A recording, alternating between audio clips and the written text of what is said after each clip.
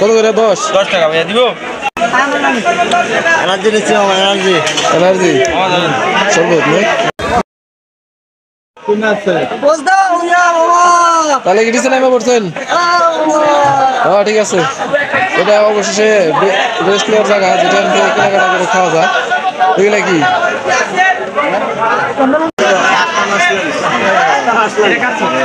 খাবেন খাবেন?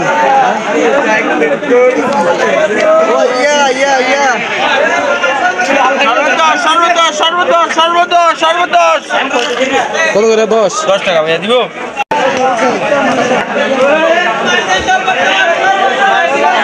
কি খাচ্ছেন? এনার্জি নিচ্ছি মামা, এনার্জি।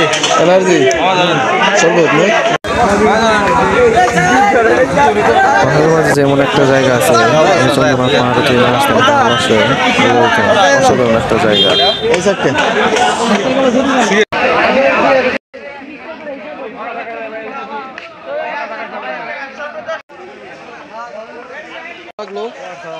এখানে তো এখন মোটামুটি ভালো লাগতেছে, একটা ভালো একটা পরিবেশ, তাই না? তারাই শুধু দেখতে পারেন যে নামার পথে দোকানগুলো এখানে শরবত পাওয়া যায় এবং বিভিন্ন ফল পাওয়া যায়।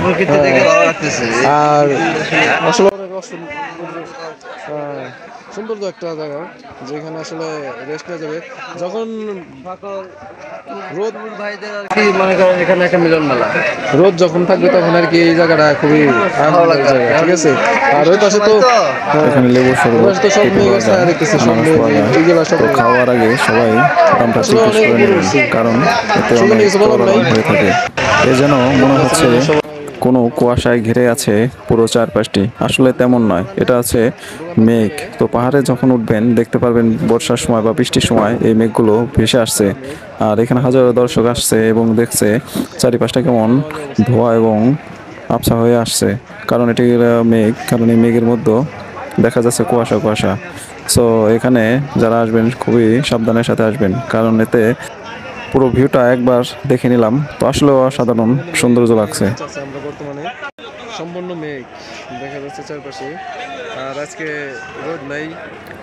তো অবশেষে আমাদের যাবার পালা এখন। তো শেষবার মতো একটা ভিডিও করে নিলাম যে আসলে পাহাড়ের পরিবেশটা কি এরকম ছিল তখন, আসলে এগুলো মেঘ মেঘ ভেসে আসছে।